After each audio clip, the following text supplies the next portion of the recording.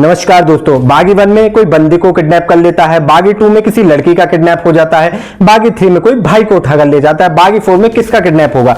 इसके लिए तो आपको बागी 4 5 सितंबर को जो कि सिनेमा घरों में दस्तक दे रही है वो देखनी पड़ेगी, टाइगर श्रॉफ की मूवी। तो मैंने ये टाइगर श्रॉफ की मूवी बागी 4 का अभी कुछ ही घंटों पहले ट्रेलर आया था, वो ट्रेलर देखा। मुझे ट्रेलर कैसा लगा उसके बारे में मैं अभी आपको बता देता हूं। तो चलिए शुरू करते हैं।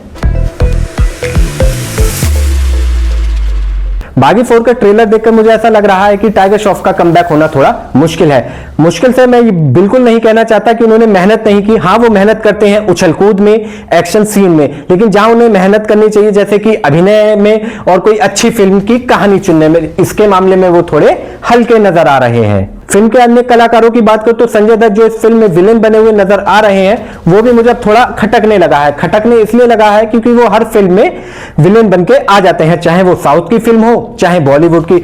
संजय दत्त का हाल ऐसा हो रहा है जैसे कोई आलू होता है ना, आलू उसको किसी भी सब्जी में मिला लेते हैं तो वो घुल मिल जाता है, इसी तरीके से संजय दत्त साहब का हाल हो रहा है। वहीं हरनाथ संधू की बात करूं तो वो टीजर में ही क्रिंज नजर आती है। वो चक्कू घोपती है विलेन को, ऐसे अपने से दुगने वजन वाले को ऐसे पीछे उठाकर फेंक देती हैं।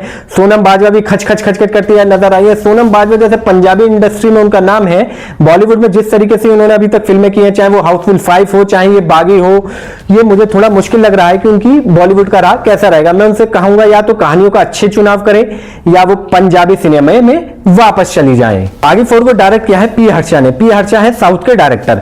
जब मैंने ट्रेलर देखा तो मैंने उनका नाम देखा पी हर्षा, जबकि जो कि मैंने टीजर में देख लिया था कि इसको पी हर्षा डायरेक्ट कर रहे हैं। तो फिर पी हर्षा की मैं फिल्मोग्राफी देखी, उन्होंने अब तक 6-7 फिल्मों को डायरेक्ट किया, लेकिन 6-7 फिल्मों में से लगभग सभी ही बेकार रही हैं। वो इतने अच्छे डायरेक्टर नहीं है जितना माना जाता है कि वो अच्छे डायरेक्टर हैं, लेकिन वो अच्छे डायरेक्टर इतने नहीं है। होंगे, मैं मना नहीं कर रहा हूं, होंगे, लेकिन अभी तक उनका वो काम नहीं आया जो दिखना चाहिए।